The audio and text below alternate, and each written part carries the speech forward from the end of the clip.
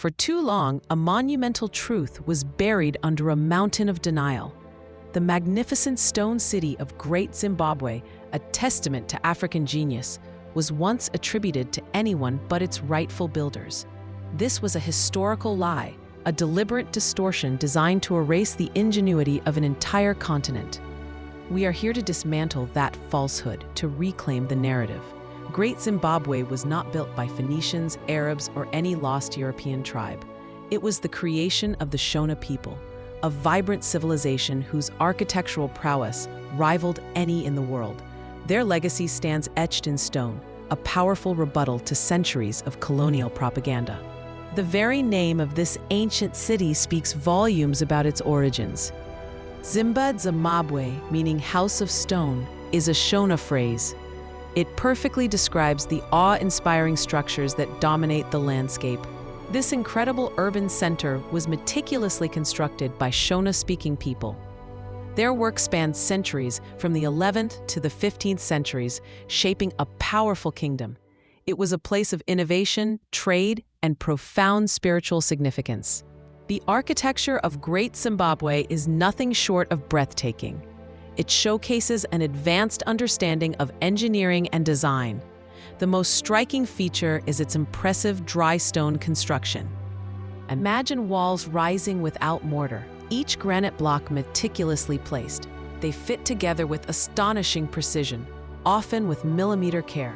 This was not crude construction, it was engineering mastery, built to last for centuries. The builders utilized granite blocks readily available from exfoliating boulders in the surrounding landscape. They understood their materials intimately, shaping them to create structures of immense strength and beauty. This technique is a hallmark of their sophisticated building tradition. Among the most iconic structures is the Great Enclosure. Its massive curving walls, reaching up to 11 meters high, stretch for 250 meters around. This monumental structure was a symbol of power and a hub of activity. Within the Great Enclosure stands the enigmatic conical tower. This solid, mortarless structure rises majestically, its purpose deeply symbolic. It represented authority, abundance, and the sacred order of the kingdom. Great Zimbabwe was far more than just a royal center. It was a bustling urban environment, a vibrant metropolis of its time. The city was a complex tapestry of life and activity. Diverse communities thrived within its walls and surrounding areas. Elites, skilled specialists, and traders lived alongside densely packed homesteads. This was a dynamic and thriving urban landscape, a true testament to organized society. The Kingdom of Great Zimbabwe thrived on its strategic economic prowess. Its prosperity was deeply rooted in its control of vital gold trade routes. The kingdom sat astride rich sources of gold, both alluvial deposits and inland shafts. This precious metal, along with ivory, flowed eastward from the heart of Africa. It fueled a vast network that connected to the bustling Swahili city-states along the coast. These coastal hubs were gateways to the wider world. Great Zimbabwe was a nexus, linking inland Africa to a truly extensive international trade network. Its connections stretched across the Indian Ocean, reaching distant lands. Evidence of this global reach is abundant. Archaeological discoveries reveal a fascinating array of foreign goods. Glass beads, Chinese celadon pottery, and Persian-influenced ceramics have all been unearthed. These artifacts paint a vivid picture of a kingdom deeply integrated into global commerce. Gold, however, held a significance far beyond mere currency. It was imbued with sacred symbolism, representing power and spiritual protection. The metal was not just traded, it was revered. Skilled artisans crafted gold into delicate foil, intricate ornaments, and royal regalia. These items signaled kingship and spiritual authority. Gold was a tangible manifestation of the kingdom's wealth and its profound spiritual beliefs. At the heart of Great Zimbabwe's power lay a profound intertwining of the spiritual and the political. The hill complex, perched majestically above the city, served as its spiritual core. This sacred site was where rulers performed crucial rituals. These ceremonies were believed to link the earth and the sky, ensuring the well-being of the kingdom. The political authority of the rulers was inseparable from their role as spiritual guardians. Their legitimacy flowed from their connection to the divine. A critical aspect of this spiritual authority was the role of ancestor spirits known as Mondoro. These powerful spirits were believed to communicate with the living. They played a vital role in legitimating a king's right to rule. The Mondoro provided guidance and sanction, reinforcing the king's position.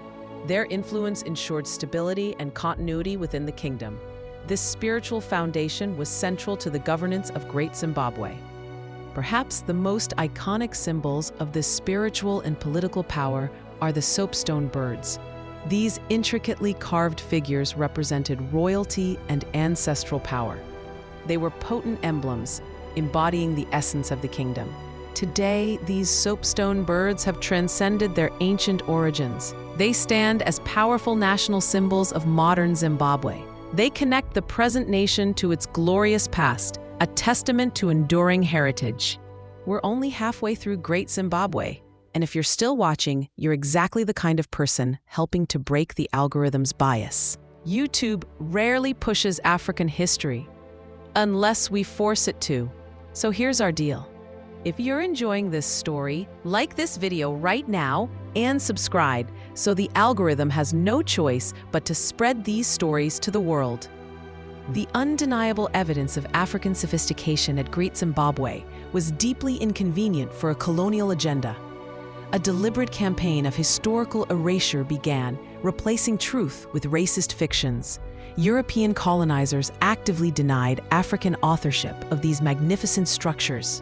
They concocted elaborate theories, claiming foreign builders were responsible. Phoenicians, Arabs, or even the lost tribe of Palestine were credited. These baseless claims served a sinister purpose. Such propaganda was used to justify conquest and exploitation. It reinforced racist worldviews that deemed Africans incapable of such advanced civilization. This denial was a cornerstone of colonial ideology. However, the truth could not be suppressed indefinitely. Archaeological confirmation of African authorship eventually emerged. Pioneering work by Gertrude Caton Thompson in 1929 definitively confirmed Shona construction. Her meticulous research provided irrefutable evidence, challenging the prevailing racist narratives. Yet even after her findings, the struggle for truth continued. Later archaeologists, like Peter Garlake, faced censorship and professional backlash for simply stating the truth. Their commitment to historical accuracy often came at a great personal cost. The colonial establishment fought fiercely to maintain its fabricated history, but the stones themselves and the dedicated scholars ultimately prevailed. Like all great civilizations, Great Zimbabwe eventually experienced a period of decline. By the late 15th century, several factors contributed to its transformation. These changes were complex and multifaceted. One significant reason was the shifting of trade routes further north. This redirection of commerce reduced Great Zimbabwe's central role in the gold and ivory trade. The economic lifeblood of the kingdom began to flow elsewhere. Population growth also placed increasing resource pressure on the surrounding environment. The land could no longer sustain the burgeoning population as effectively. This led to strains on agriculture and available resources. Furthermore, climate stress impacted agricultural yields and cattle herds. Periods of drought or environmental change could have severely affected food production. These combined pressures contributed to the kingdom's eventual decline. However, this was a transformation, not a disappearance. The cultural and political legacy of Great Zimbabwe did not vanish. Instead, power shifted to new centers. New states, such as the Mutapa state, rose to prominence, carrying forward many of the traditions. The rich cultural heritage continued to thrive in successor polities. The oral traditions of the Shona people preserved the memory and wisdom of their ancestors. Today, Great Zimbabwe stands as a powerful symbol of African heritage and resilience. It is recognized globally as a UNESCO World Heritage Site.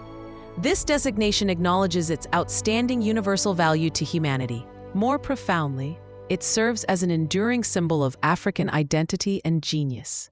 It refutes centuries of colonial lies, showcasing the sophisticated achievements of pre-colonial African civilizations. It is a source of immense pride. The ancient city is also the national symbol of modern Zimbabwe. Its iconic soapstone bird, once an emblem of ancient kingship, now graces the Zimbabwean flag. This powerful image connects the nation's present to its glorious past. The lessons embedded in the stones of Great Zimbabwe resonate deeply for the future. They encourage us to build, to lead, and to trade with vision and ambition. They inspire us to imagine at scale, to dream of what is possible. Great Zimbabwe reminds us that innovation, complex societies, and global connections are not new to Africa. They are part of its ancient fabric. This stone empire stands as a timeless testament to the enduring spirit and ingenuity of its people. If this journey through Great Zimbabwe moved you, if it made you proud, curious, or maybe even angry at how history was erased, then don't let it end here. Hit subscribe and become part of this community that refuses to let world history be told from only one side. With every episode, we're rebuilding the world's story, piece by piece, truth by truth.